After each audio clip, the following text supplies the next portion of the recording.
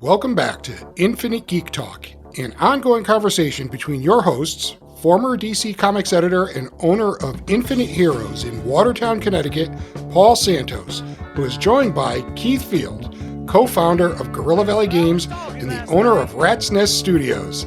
Let's listen in. Yes. Peanut butter and jelly that feed the maw of Sweet Polly. And in any discussion of the big two, I think just as a qualifier, understanding who the man is across the table from you, and or perhaps at the other end of the podcast speaker from you, who are your favorite Marvel and DC characters? Specifically, as we both look upon the face of these two beloved juggernauts of the entertainment industry, what character from each of the two do you hold up as your twin fists, the true North and South, for you? We'll start with DC, since that is your alma mater, of course. Right. And I'm a unabashedly 90s kid. Indeed. So these may not be a surprise for anybody who... Paul lives to the extreme. Yeah, if to anybody who's familiar with 1990s comics. My favorite DC character is the Kyle Rayner Green Lantern. Kyle Rayner. Debuting early 90s. Indeed, from the pen of Mr. Ron Mars. Correct. If I recall. Correct. Yes. And he's, a younger, like a lot of these 90s characters, younger, new face to a legacy, to carry on character. an existing franchise. Yeah. As it were. For those who might not know the character too well, the Green Lantern franchise, of course, tracks its origins back to the 1940s in the form of Radio Man Alan Scott, a different character than the traditional Green Lantern. He had a magic ring, fought alongside the Justice Society of America. Correct. Still does to this day. Correct. Although he's 10 shades gayer than he used to be. Right. That having been said, after Mr. Scott, as we moved into the Silver Age, a succession of characters began inheriting a very separate ring, a cosmically powered ring of justice that allowed them to become the police of the universe, the Green Lantern Corps. Characters like Hal Jordan and John Stewart and my favorite, Mr. Guy Gardner, were the Green Lanterns for many, many moons until in the go-go extreme 90s, the hungry palates of young edgelords like Paul required something else. A superhero whose girlfriend fits conveniently in a refrigerator. It needed Kyle Rayner.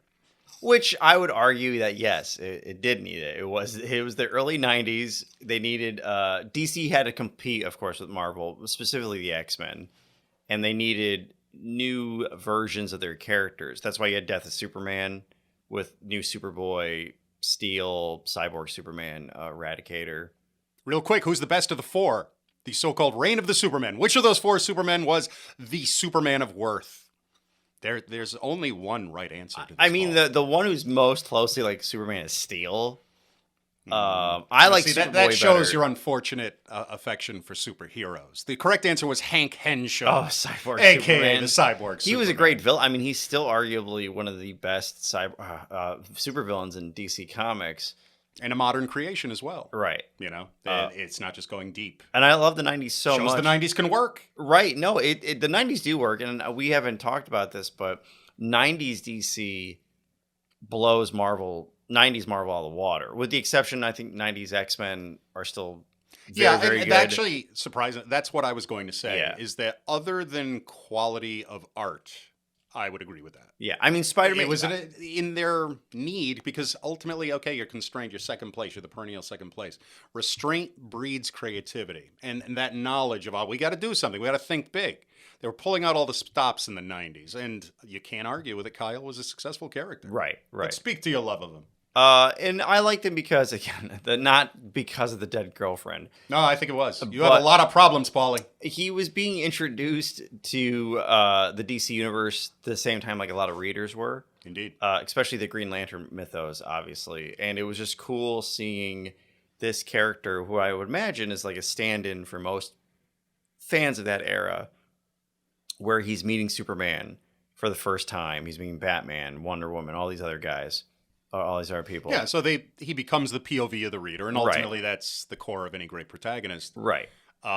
It worked. And one thing that the creative pool said a lot around that time was they were trying to basically channel Peter Parker with a ring. A little bit more but obviously have it be the voice of the current day. I'm not saying that as an insult or a dismissal. I'm just saying that as a qualifier.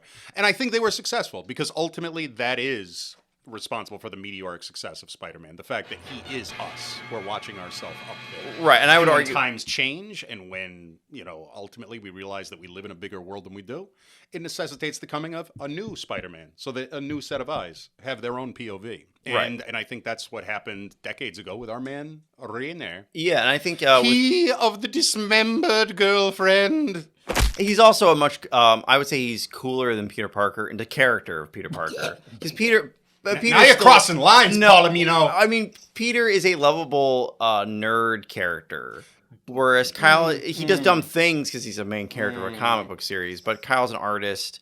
He wore a 9 Inch Nails T-shirt in his first appearance, so you can't really say he's not. These are the reasons he's cooler than Peter Parker. I just want to qualify your terms. Correct. He once wore a 9 Inch Nails T-shirt. Right. Do you think Peter? I don't think I got to tear you down anything more than that. I think you're on the wrong side of history here, Paul. Do you think Peter Parker would wear a 9 Inch Nails T-shirt? No, I think he has dignity. That's right, old man Keith, laying it down, kid. No, he is successful at capturing some of the spirit of the day. Right. But I would argue that a Green Day T-shirt would make more sense. See, that's as close to making some sort of pun reference as I ever will. And I think it's also interesting. It's also interesting about the characters because the guilt aspect, of course, is his dead girlfriend, but the character is a very dude. There's no talking that up as a literary device. The only thing that stops me from just saying, good, I'm glad you like that next character. Hey, the nice character. It makes me happy. Puts a little smile on my face. Is the fact, whether you are aware of it or not, person who is eavesdropping on our infinite conversation, the fact that shortly after he received his ring and had a very empowering and satisfying victory against a classic supervillain, right? Yeah, I think this kid's going to be okay. He wakes to find that his girlfriend has been butchered and stuffed into a refrigerator by the villainous Major Force. He actually comes back. He went out to stop time travel 0 hour shenanigans. Oh, was that what he's doing? Yeah, doing? and then he comes back and she's dead. That's even better. Hey, fresh palate. Hey, cleansed palate of the DCU. What will the first stain be we lie down pon them taste buds? Dead girl named Alex in a refrigerator. I do think you have like the Peter Parker has nothing in his refrigerator. I've read every Bronze Age issue of The Amazing Spider-Man. He's got spoiled milk and potentially a spider web in the back of that. He does not have Mary Jane in pieces. No, but he did kill Gwen Stacy. Well, she was a bitch. What? No. Talk about it. Wow. By the other half of our audience. No. They agree with me. These are sane people. Now listen, my friend. I don't mean that. I actually did at the time weep when Gwen Stacy died. Sure. So obviously, I do not think she is a bitch. Right. Much. However, yes, he killed Gwen Stacy accidentally when he tried to save her. Maybe if Kyle had been in that kitchen and said, Major Force, please don't put my girlfriend's remains in that refrigerator, maybe I'd feel a little better about him. But you know how I would feel much better about him if he came home, saw Major Disaster acting like a jerk. Major Force. Major Disaster would never cut up a woman. He just disappoints me in his every appearance. Major Force standing there with a cleaver in his hand and say, No, Major Force, put down that cleaver. I love her too much to accidentally grab her head every time I reach for the margarine. And that didn't happen. So ultimately, what are we going to call that? I don't know. That's not a flaw that inspires him to do other things. That is an amount of gore that will never wash out of the franchise. And every time they're given a chance to wash it out, it still remains. The whole franchise? You're the Kyle Rayner franchise. Oh, okay. I was going to say, not the Green Lantern franchise. I'm pretty sure that most fans of Green Lantern now, or new fans, have no idea. No. Well, the new fan of Green Lantern today has his own challenges. But we will not linger there. We will say simply, you like Kyle. The dead girlfriend isn't enough to diminish it. If you feel that there are some empowering things you'd like to say about Kyle to wash the taste of Alex's kidneys and that which flows from her abdomen from their palate, by all means do so. He's are we putting trigger warnings on here? No, just kidding. My dear boy, if I, Keith Charlesfield, speaker of truths, am sitting before a microphone, it should be understood. things are going to be said to trigger people, especially those who also want to stuff their dead girlfriend into a refrigerator. Right. Please continue, Paul. You also have Kyle fits in the DC. A lot of people think DC is like the Boy Scout universe, right? Compared to Marvel, like the goody that is two shoes. the perception. Yes, indeed. And I think Kyle is very far from the truth. Right. It's a much less happy place. Oh yeah, well, and the characters are more what's like 3-dimensional than that. More extreme. No, right. Go on. But Kyle fits in that DC universe very well, as he gets the ring, and instead of becoming like a maniac or a supervillain or something, he's doing it because it's the right thing. And you learn more. I'm not going to sit here and ruin the entire run for people. Yeah. But you learn more. It's just, spoiler: the new version of Sonar sucks. Right. Continue. It's more of just an organic. He wants to do good things because that's the right thing to do. Right. A lot of Justice League writers. Peter Parker. You know, it's, again, they were very successful at building this character, and that's why all cheeky references to a slaughtered woman stuffed into a refrigerator and then selling action figures of this character and pretending that his life as a hero did not begin with seeing his girlfriend's kidneys spilling into some leftover ribs. He was perfectly realized. It's Peter Parker with a ring. You didn't have to monkey with it anymore. Right. You didn't have to introduce the refrigerator. Right. The only refrigerator I want to see in a comic book is William the Refrigerator Perry fighting alongside the forces of G.I. Joe as he did back in 1982. Did that happen? I speak only truths, Paul. So Kyle is the number one man at DC for our boy Paul Latino. So Paul, I will tell you that my favorite single DC hero, and I do qualify it with hero because my favorite characters are always villains. Sure. Is the Flash. Speed is my Now, when I bring forward the Flash, we were recently having a Flash-centric discussion. Right. I believe the pitch of which was, I believe the Flash should come to the Marvel Universe. I still stand by that, and that's why I love the Flash so much. He's the most Marvel-esque of the DC stable. He has a colorful rogues gallery of villains, to the point where the Flash's villains are collectively known as the Rogues Gallery. There's an innocence in the Silver Age stories that is not childish. He has a girlfriend, he's a policeman, he's living a full life. He has a nephew who eventually goes on to become Kid so you're Flash, talking about i.e. the modern Flash. I'm talking specifically about Barry as my perennial favorite, but ultimately I'm here to tell you, you put on the lightning, you run, I love you. I love the Flashes as an entity and a presence in the DC universe, and they would be welcome in any universe. It's the first hero that, to my satisfaction, successfully went, and for the uninitiated, of course, the Flash's initial sidekick, his nephew Wally, i.e. Kid Flash, would go on to become the third Flash. There was a Golden Age Flash as well. But went on to be Barry's replacement when Barry died during the seminal event, The Crisis on Infinite Earths. It was the first major reboot done by one of the big two. It was a miniseries in the 1980s that certainly redefined the DC Comics universe as it took its convoluted history and attempted to streamline it. They were successful, and no one has ever bitched about DC continuity again, have they, Paul? But regardless, it was the first step toward curating a more intentional universe, not unlike the Marvel Universe. And the fact that the Flashes have played such a pivotal role in every crisis event gives them their own gimmick. You know, an alien fleet attacks the planet, call on Superman.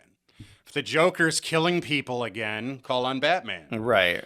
But if reality is breaking down, you call on the Flash. And that kind of what's the word I'm looking for? That kind of dominion, that kind of responsibility, that's neat. That's a character definer. Sure. Someone that can run so fast, he can do basically anything, means you can tell a Flash story however you'd like.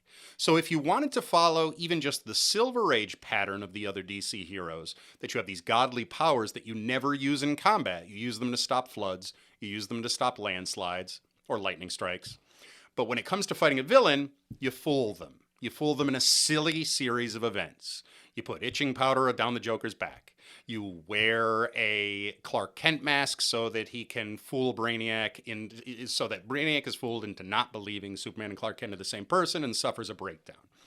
Marvel appealed to me from the get-go because its villains and heroes actually fought. It was modern gods locked in combat.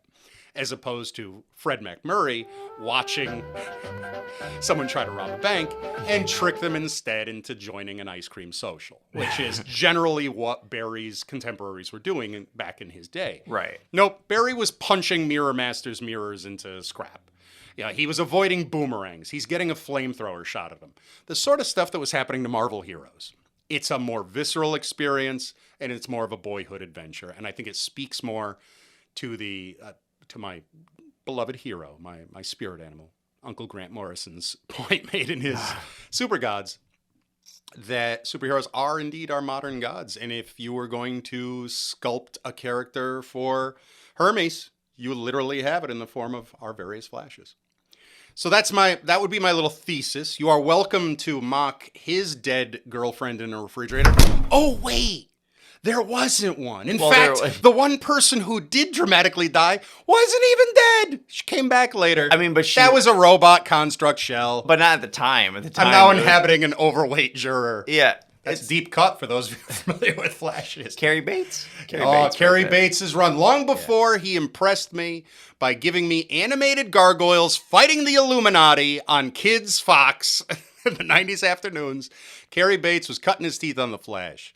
And let me tell you something, man. I love that Bronze Age into the early 80s Flash as much as I love the Silver Age stuff. He made it a point to use villains. That's a note to those writers that I have issues with who have safeguarded Wally over the years. Wally especially didn't get to fight any damn villains. Villains are key. Yin and yang, people. Balance. And it was all about villains. Every issue was another conflux of the Rogues Gallery. Return of somebody, Captain Cold or someone. And though the seeds he laid, and beyond even that, plenty of stories that had nothing to do with the Rogues Gallery. Weirdness involving the Eliminator, the sinister, villainous identity of the mayor of Central City. Any number of other ancillary storylines. And then pretty serious, weird storylines woven within. I was always really creeped out that one of his villains, the Top, came back in the 70s in a Carrie Bates issue and possessed his father, Barry's father. Because he was a ghost, right? Because he was a ghost for years and years. Now he's found a body. I liked him better as a ghost. But the cover of Barry's father dressed in the Top's outfit, holding a gun up to his head that he was going to kill his father, while Golden Glider looks on lustily, as of course she was dating the Top, is so weird and so surreal. You could always count on the weird, the surreal. I would dare say, before in any way there have been diagrams that overlap, a Tim Burton-like display in some cases. When you consider what Central City would be like in the real world. These garishly costumed villains with massive collateral damage. That's Marvel, my friends. That's the Flash. So he would be my favorite DC character. It's okay. Yep. Hey, Paul, who is your favorite single Marvel character? And if you feel a need to blurt out that the X-Men are your favorite team, you feel free to as well. They are. But that's a conversation for another day. They are, but character-wise, and this, again, 90s kid, so please bear with me. For Marvel, I really have to go with it's Cable. Wow. Like, I love Cable. Fascinating. In a very unhealthy... Keith said unironically. Yeah, it's Talk Cable. to me about your love. You mighty edgelord. Well, it's very again child. I was a kid when Cable was introduced. He's basically the best any '90s kid would like. He's got a cyborg arm, a glowing eye, guns, and 5 o'clock shadow, and he's huge. That's like I want to know everything about this character. If that's all you had to say about Cable, you've said everything that needs to be said. Because I'm here to tell you, shocking those few out there who have followed the trials, tastes, and evolution of the miracle that is Keith Charles Field. I dig Cable a lot too. Big thumbs up. Far from my favorite Marvel character. But as far as 90s garbage goes, he's a chunk of garbage I'll keep between my teeth. He rocks. And it's all the reasons you said. It's the extreme done right. The design is compelling. Say what you will about his creator. I will not. I have nothing but love for that poor bastard. The art served him. Yes. So long as he was making his way through his initial appearances, the distinctive Liefeld style came out of Cable the way it needed to.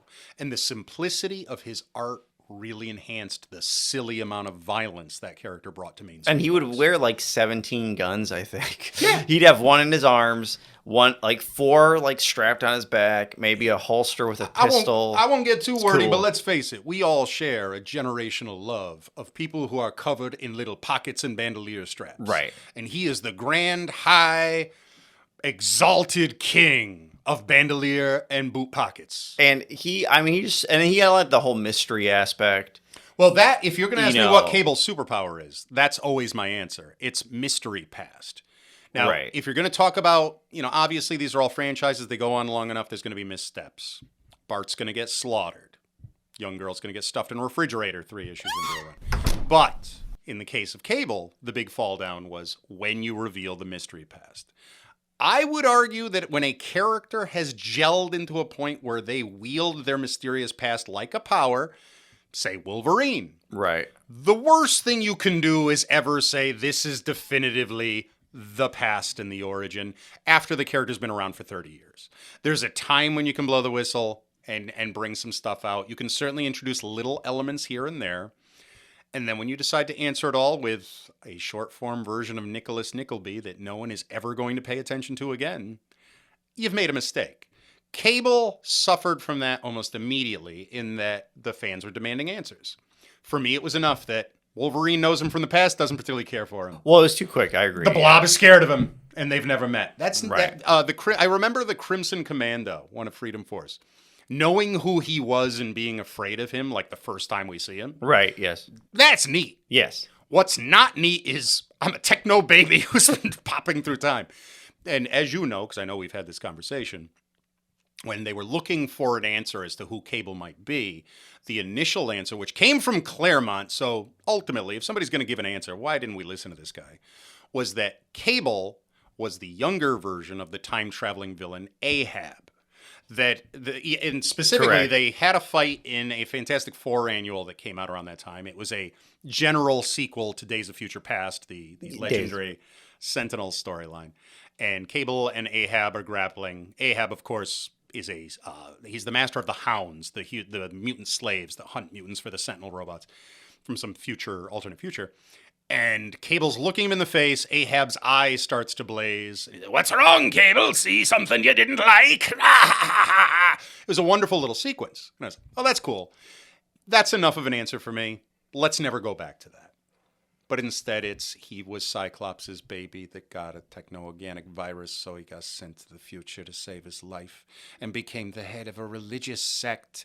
And then the religious sect is full of people with one-word names, and there are no superpowers, just guns, but we're all mutants. Don't ask us what our powers are. And now there's 3 more shades of time travel and clones and apocalypse. And it turned into a bog that continued to suck at the roots of the X-Men universe until a man named Hickman came washed away decades of mud. You must be happy that they didn't go with the Strife was the original Summers kid and Cable was the clone. Have they qualifiedly indicated that wasn't the case? Because that was still a soft suggestion back when I was intimately reading every X-Men that book. went out the window pretty much the whole when I think a while even before the Hope Summers stuff. Yeah. They had pretty much squashed that Strife was the clone. Okay, they got rid of that. And I like every version of Cable. I love X-Man. Yep. I even like. Oh, that was a neat idea. I loved when they enmeshed the Spider-Man lore with that character. That was weird. It was a strange good. choice. It's strange choices like that I really dig. He was fighting Mysterio. Right. He crossed over with Spider-Man like twice or 3 times, right? Fighting Electro. Very bizarre. Much like Peter Parker, a hopeful young man with an open heart. Right. Thankfully for him, his girlfriend, the Goblin Queen, was never vivisected and stuffed into a refrigerator. Well, his girlfriend is also a clone of his mom, so I'm not sure how that worked out either. Isn't it? They also did the kid Cable was pretty good. I thought that was a cool story. That one that's currently going on. Yeah. That's a fine kind of middle ground between our Cables. For me, Marvel-wise, not Cable, though we respect Cable. We like what it does. It brings HBO to our homes every day. No, Cable's a fine character. You won't hear me rattle on about him like I would about Kyle. But Marvel-wise, for me, I must, of course, throw my promise of not including villains in my favorites out the window because nobody comes close to Doctor Doom for me. But I am above all. Doctor Doom is, in fact, and I'll probably lose something in as many hearts as I gain, my favorite character in all fantasy fiction. When I point this finger, what versions of Doctor Doom do I believe are greater than the combined works of Shakespeare and all of the authors of the world? The Lee Kirby run. The early Doctor Doom appearances, any Doctor Doom appearance pre-FF50, that's my Doctor Doom. A weird, haunted, creepy gypsy. Oh, wait, excuse me. Romani. I still don't understand that whole thing. But at any rate, a gypsy fella, mystic, but a scientist. And, as is often referenced, a puppeteer who wears a massive suit of soulless armor that he is forever bound inside, a living man trapped in a tomb of his own making. There's something cadaverous and undead while being physically intimidating about the ghostly way that Kirby draws him in those first appearances. His first appearance is my best. It's my favorite. He has no cape. His pants are tucked into the knees. Oh, yes. Yeah, of his yeah. legging. Yep. It gives him a very fantasy, very medieval, very almost a Robin Hood kind of flair. And it's so neat that it only happened once. And from that point on, we have the regal cloak. We have the full Doctor Doom experience. The holster with the gun in it, too. Indeed. That he doesn't need. But whenever he pulls out that gun, for those of you who don't know, his custom Mauser, it's so cool. I'd much rather see him take out somebody with that gun than his gauntlets. It's that whole bandolier and boot Right. cap kind of thing. Right. That there is such functionality with the armor. Now, is Doctor Doom a perfect character? Nah, by no means, no. Because the same problem that's crept into the narrative of each of these characters certainly exists for him. You're in the big two. This toy's in a box. Everybody eventually gets to use him. And because he's your big man, he's your big daddy, you're going to see a lot of use of Doctor Doom. And I would suggest that 90% of the Doctor Doom appearances don't matter in any way. Well, it's just such a light hand the way they throw them in. It's the Lee and Kirby run and the Byrne run, which you're about to reference. But Byrne, they give us the Doctor Doom to hug and love forever. And he says the last appearance of the real Doctor Doom was like, it was FF, like, it wasn't issue 50. It was like 90 something. Now, right? I can understand you saying Byrne because of course Byrne had such an attachment to the character, right, and did such incredible things with him during his 80s run. Right. He brought him back to the core of what made him Doctor Doom. Right. It was actually the Simonson run that came out around the time that Acts of Vengeance was coming out, so that'd place it. Yeah. It would be like later 90s, or excuse me, later 80s, early yeah. 90s. So like 91, 92. Again, as we often say to each other when we're trying to reference the past, we're not issue number guys. No, there's too much. We're era guys. If you're looking for something else, there's this thing called Wikipedia. It's got all the issue numbers you need with no editorial control. But he established that from the time Ben once tossed old Doc Doom through a portal into space, which he was later rescued from by Kang the Conqueror. Possibly not. It was a dimensional vortex. It's one of the two. But from that point on, which was like Fantastic Four pre-50s, it was a very early issue. It was that early? It might have even been It Happened on Yancey Street. I'm trying to think of the name of the issue. Right. But it doesn't really matter. Right. It's enough to know Dr. Doom sprang a trap. It was his cool, convoluted weirdness. It involved the terrible trio, floating robots, dimensional warps. A room was fading away, and if you tumbled into it, you'd wind up in the middle of space. An old thing was quite mad at Doc Doom at the time, flung him through it to his certain death. So Walt Simonson, in his 90s run, which is perfectly fine, it's not a dedicated Fantastic Four run in the spirit that I even said Mr. Hickman's run wasn't necessarily spiritually a Fantastic Four run. It was a just very good science fiction story. I'd say the same thing about Walt Simonson's run. He did have what he hoped would be a paradigm-shifting Doctor Doom appearance, in which it was revealed that every appearance of Doctor Doom since 1960 blah had been a Doombot or some sort of imposter or fill-in.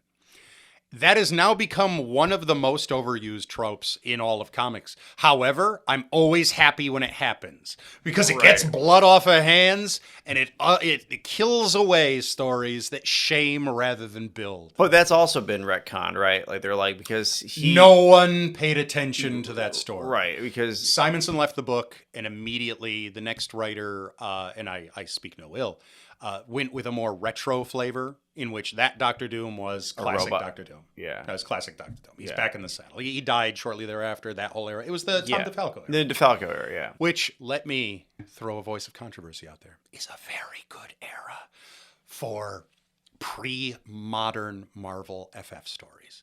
Oh, yeah. There's nothing there I'll take a bullet for. But it's all good stuff. Right. Yeah. There's nothing there that really bothers me because so much of it is just spiritual tribute to stories that have already been by. And since you cheated, do you have a Would you like a hero then, Paul? Will I win back some credibility with you? I think everybody wants a hero. Can I say the first scourge of the underworld? No, you cannot. Damn you! No. Justice has not been served. Okay, that would have been my answer. But instead, hero-wise, we will go to my favorite. Now, my favorite superhero entity is a team, so I won't say that until we're talking about teams in the Marvel Universe. Mm-hmm. But my favorite singular superhero would be Venom. And I think it says a lot that my favorite superhero was indeed a brain-eating villain for decades. Right. Love Venom. Have loved Venom from the beginning. Everything about him. The whole aesthetic of the symbiotes. The idea of binding to different hosts, breeding, gelatin. You can create new spawn whenever you want to increase the size of his supporting cast. The edgelord violence that we both love so much as 90s enthusiasts. Yes, that's right. 90s enthusiast. And everything around him. The fact that here we are, he is now one of the best-selling and most heroic members of the stable of Marvel's universe of characters. Is wonderful.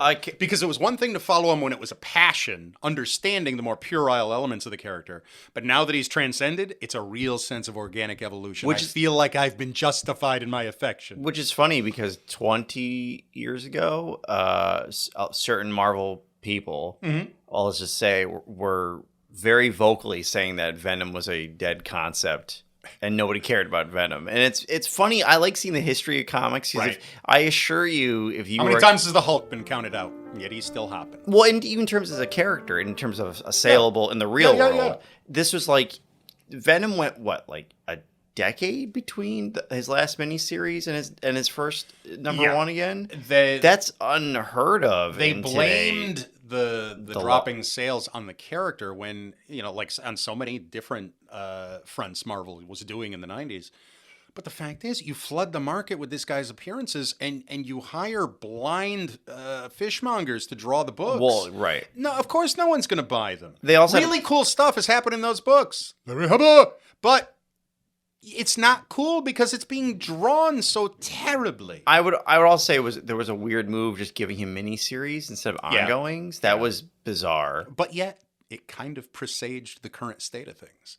Now most runs are a dozen or so issues before you relaunch with a new one. Yeah, but they don't think that's equitable? No, I don't think that's the same because you're looking at Venom, I'm trying to think of an actual name. I'm going to make one up. It's like Venom, Blood and Bones, 1 through 4.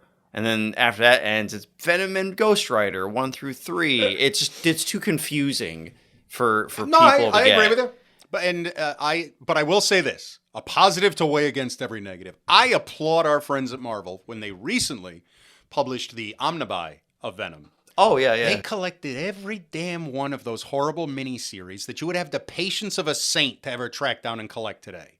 Every miserable appearance of Demo Goblin and Morbius and everything else gross and glunky from the 90s. They're all there. Yeah. So thumbs up, collections crew. That's how collected editions should be done. Indeed.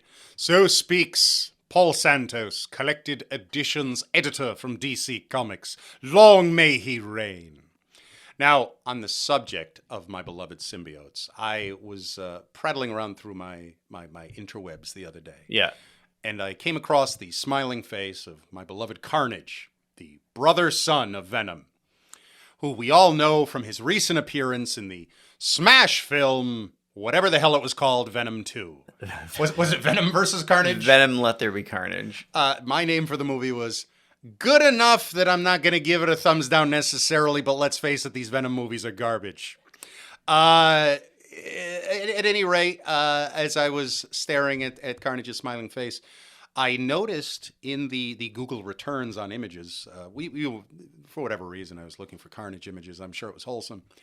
I found something that I once owned and had forgotten I had owned, and that was a Super Nintendo cartridge, The Color of Blood. The red one? I speak of the red cartridge that hosted acclaimed smash hit Maximum Carnage for the Super Nintendo. Paul, did you ever play Maximum Carnage on the Super Nintendo? I owned it for the Sega Genesis. Okay, it's the same machine. Yeah. Was it red on the hated Genesis? Yeah, it was. Now, this is a game I occasionally play with people. Do you have any idea? I want to ask you what level you made it to. Oh, God. But how long did you play the game before you said, I knew it would be a mistake to buy this red cartridge, but I just had to own the red cartridge? I played it a lot because I will say the game's difficulty curve doesn't start in the first 2 levels. It's after that. All of a sudden, you're like, oh, dear God. Level of a game that's playing a little more sluggishly. Brick wall FU, we have your $60. I do remember the level was the Central Park level. It wasn't like level Very 3. good. What is that? It was like 4 or 5? I do not have so encyclopedic a knowledge of that torturous misery as to tell you that was 4 or 5. Because ultimately I left that level far behind. For you see, Paul, I beat Maximum Carnage. But I would be a liar if I told you it did not involve the use of a Game Genie. Oh, yeah. That's right, the Game Genie. Now, I felt Game Genies were untoward. I didn't like the idea. Are you familiar with the Game Yes, Genie? I owned a Game Genie for NES. Let's ask our tech man, our engineer, Baby Rich. Hey, Baby Rich, over there in engineer land. Yeah. Were you familiar during your own dalliances with the video game, the home video game, with the Game Genie? Oh, of course, it was Legend.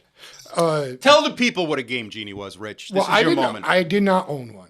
Good, because I'll it was say that unseemly. going in. It was Right. untoward. It was dishonorable. Yeah. I'm a white hat guy. I'm not a Boom. Yeah. No heel, be our Rich. No, but it was a device you could use that worked as basically like cheat codes, right? I Correct. mean, where you would get special abilities and powers and lives, I assume. Succinct. Yeah. You'd buy one of those things. You'd get a little wire book. It would have a dozen or so codes for most games. And I am not going to explain what it did, but it basically hacked the game and would give you a variety, as Rich has said, invulnerability, all the rest. So I didn't own one because I thought that was gross. A game stops being a game if the game does not follow codified, standardized rules, whether it is Monopoly or whether it is Mario Brothers. Testify. Boom! And so, Brother Rich, I looked at the Game Genie as the Antichrist. Now, I will say, though, that when a bunch of you get together on a Friday night and there's a Game Genie for rent for $2 at the local video store, maybe you bring a Game Genie home to see if you can monkey with this thing and figure it out. I sat with 2 friends over the course of a sleepover one summer night, monkeying around with a Game Genie and the limited selection of my dear friend Gordon Q. Levass's Nintendo collection. And I found a game that I said, yes, I will rise to the challenge of this game. The game was called Section Z, a side-scrolling shoot-'em-up. Yeah. Not quite bullet hell, but still a challenging game, a classic. One of the better games you'll play for the original Nintendo. This is the original Nintendo. This is not the Super Nintendo. And Right. so, Section Z, I stared, and knowing less than nothing about a computer, then and now, I said, what word of power will unlock something magical in this game? And so I typed these letters. T-I-T-T-Y and the letter Z for Section Z. I am proud to tell you that upon starting a new game, every character in Section Z was flipped so that they were reversed. You're still shooting forward, you're still flying forward, but your little flying robot is facing to the left rather than the right. This also happened for every single enemy on the screen. I announced myself Hacker Man. Good night, America. Now, hacking, for indeed, make no mistake, it was hacking. Right. I was the Flynn. It was the Tron. I made it bow. I said, perhaps this code of power will unlock other games. Ladies and gentlemen, Pauls and Paulettes, I am here to tell you that all 4 of the games we put in the Nintendo that night and affixed the Titty Z code too, through this filthy genie, all received inverted graphics. Every Koopa head in Mario Brothers, the heads flipped backwards, so they were staring behind. That's them. hilarious, yeah. Indeed. So now, who stands among the titans in the world of technology? Well, you got your jobs, and you got your field. And that's pretty much where the line ends, as far as I'm concerned. So you're welcome, America. Go forward and grab your Game Genie and Titty Z every last Nintendo game rotting up Gordon Q. Levasseur noble estate. So that is my Game Genie story. After that, whenever we'd go to the place to rent games, my friends are like, let's get the Game Genie again, see what we can do. And I would look at these people, so hurt. Do you not understand that once you have achieved the greatest possible result from a project, you walk the heck away? I basically, let's face it, ripped open the heart of every Nintendo game ever made in that moment and opened the possibilities of an infinite future to all of my peers without their knowing it. Why would we ever rent the damn Genie again? Did they not give you a code book? Or were you just... Now, you see, Paul, heroes don't believe in code books. I'm just curious they gave you Yes, one. they do. Okay, They had a right. very dog-eared, mangled, and grotesque book that Right. went along with the Game Genie. I didn't want to touch it. I'm very particular about used things, Paul. Fact is, I didn't like renting games. Now, but whether I liked it or not, I did it. I assume Right. you, like myself, were a rental John back in the day. Yeah, I didn't have unlimited money, or my parents didn't. So yes, Well- we rented a lot of questionable games where you're like, this looks cool, and then you play it and you're like, oh no, I've made a horrible, horrible mistake. Well, it was the 80s and 90s. The fact is, we didn't have a 24/7 media outlet where when I see a fascinating new game, I can leap online Right. and immediately get a review or find questionable fan art about it. So in our case, it was just what looks good. Yeah. And when you saw those compelling, bizarre Japanese graphics on a box, it made you say words that no sane human being should. Like, I don't know much about this Chinese Kung Fu Heroes, but with a simple, unpretentious name like that, Chinese Kung Fu Heroes must be the best game ever made.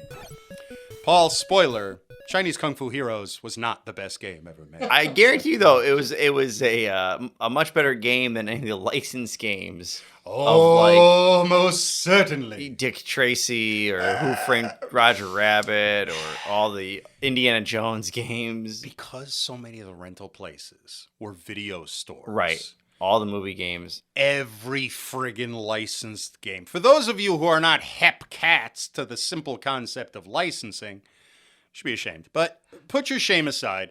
Basically, and this was very much the case back during the dawning second age of home gaming. The first age, of course, being the Atari. arcade era, and it's Atari. Yeah. But in the case of our poor Nintendo, licensed games would be quite common on the video store's rack. And it did not matter what quality, the simple crapo shovelware, always frustratingly unplayable license game was. All that mattered was you got a hot license name to slap on it. Right. It's why my dingus of a stepfather, the man that history shall forever remember as Orangutan Bob, the Christmas that he was placed in charge of my Christmas gifts, saw me receive total frigging recall for the NES. Oh my God. That oh my God is not only well justified. It's a terrible game. It is probably 2 or 3 octaves below where it should have been, because it would have been a kinder gift to mash a filled baby's diaper into my face than see me unwrap a copy of Total Friggin' Recall.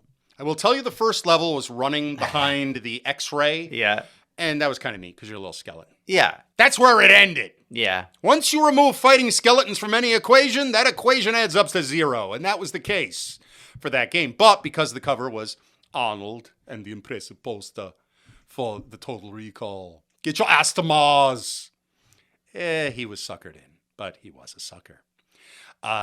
Beyond that, I would see ads for licensed games in magazines, or you'd see them in the video store and be like, Well, maybe it's good. I mean, Friday the 13th. Oh, man. And what I love is all you millennial knuckleheads and half of the streamers that I watch now look at these vomitous games as some sort of retro treasures and have actually put yourselves, treating it as if it were a Dark Souls or a hard game, through a lot of these unplayable retro games to endure as a mark of honor. And I will tell you all that what I hold up as the queen bee of these licenses, I beat without the aid of the magical code Titty Z. I sat with Game Boy in hand, and I beat LJN's magnificent classic, Home Alone the game for the Nintendo Game Boy. Oh, wow. Also a terrible game. Also, well, again, I don't know that you can call it a game. It was punishment. It hurt me. You guys give but up, I or won. you're thirsty for And to more. prove this, I will tell you all that the end boss was the big heating unit, the furnace. the The furnace furnace. from the movie that, of course, he was afraid of in the original. That was alive in the film. It let out a war cry after you beat the wet bandits, who had not yet evolved into the sticky bandits. Right. And you had to go down and fight it. It shot fireballs at you. And it was oddly compelling. Not because the game offered me any fun design or craft, but because I realized I've done it. After all these weeks, I've done it. I'm going to beat Home Alone, a game you're not supposed to beat. It's supposed to be the game that 20 years from now, you walk into those pawn shops with the GameStop sign out front, and there, in a rack full of games that should be $0.25 a piece, there's going to be a $7.95 price tag on a copy of Home Alone for the Nintendo Game Boy. But that destiny was not good enough for young Keith Charles Field. Instead, I defeated the furnace and in the process saved you all. So you're welcome. Proudest license game you've ever beaten, Paul. No, bad license game. Bad license game? Yes. You're making me go down This is the a little memory- deeper, but You're- I have faith in you. You're making me go down the memory hole on this one. Yes. License game, I know I just talked... Because I have to assume you had a game that when you looked at it and you realized it had its own living furnace in the basement, you were going to be the guy to beat Star Trek 3 the game. Oh, God. I don't So even go know- to it. I don't even know if that game exists. The one I remember being the most proud of, just because it took me probably most of my childhood to beat, was, again, the game I mentioned was the Who Framed Roger Rabbit NES That's game. perfect. I'm glad. Because when you Holy ever said crap. Roger Rabbit, I was like, oh, crap, that's one I never played. And that sounds like it's rife for insult. Take me back, Paul. Tell me about Roger Rabbit. So, before the days of the internet, and even during strategy guides, because they would only do strategy guides for video games that were pure video games, Mega Man's, Mario's, Zelda. They would not do the them. 10 post franchise. Right. They would not do them for licensed games, for movie licensed games. Or rarely, at least. Right. Rarely, at least. I can't Usually, think- it would have to be a game that came out and had some level of success in Japan. Like, so for example, the Goonies franchise. There were 3 Goonie games in Japan, and we got one. We got Goonies too. And it's a perfectly playable game in its way. But there's no. No, the Goonies one there might have been but that would be an Power. exception from the rule, more or less. Who Framed Roger Rabbit was a game that just dropped you in the middle of LA and was like, find out where to go. And and again, it fools you. It's a because- broad statement, and yet it paints a very specific picture of an era of terrible games. Now you're able to figure out, you go see, I don't even remember now, I'm really blanking, but you see Jessica Rabbit, you go do something, you go back to Jessica Rabbit, you get to Toontown. Once you get to Toontown, it's just a brick wall of like, what am I, where do I go? I have no idea what to do. I don't know what's an enemy. I don't know what was it though in terms of interface. Was it a side So it's an scroller? open, no, well, it's a overhead map where you're in a car, you're in the, you're in the taxi. Is it mission based? You drive Yes. in a taxi to a level and do things? There are no levels. See, this is the thing. There's no levels.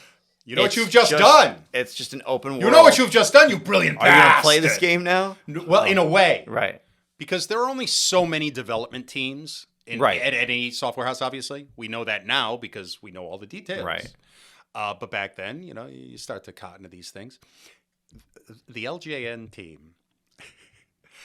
Now, this is not an accurate percentage, but let's just say a third of the licensed games they released where you're in a car. Yes. You have 3 clues. you drive to a location. Ghostbusters. And then every once in a while, there'll be like a jarring shift, and it'll either be a top-down avoidance video game, or it'll be a side-scrolling jumper.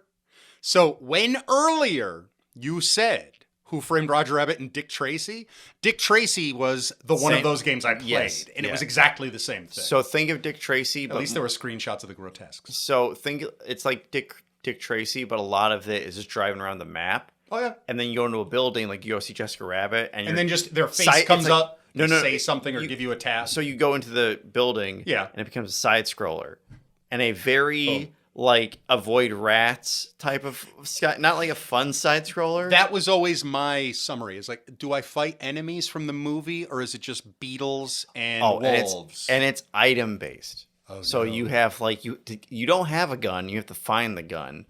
I know you had The gun will have one shot in it? Is it one of those deals? Something ridiculous. Sure. You could have a boxing glove type item to kill people. Like none of the weapons were great. Right. You got spring shoes if you wanted to like jump over things. When you just said about the spring shoes that I So ends this segment of Infinite Geek Talk, leaving us with newfound knowledge of the legend of Titty Z and the echoes of the screams of dead girls in refrigerators ringing in our ears. Extreme 90s Paul's love of Kyle Rayner in pockets. Keith revealed himself as the world's greatest hacker and confounds music lovers with his assertion that Green Day is greater than Nine Inch Nails. Where will the conversation lead? What revelations will we discover? What mysteries will be solved?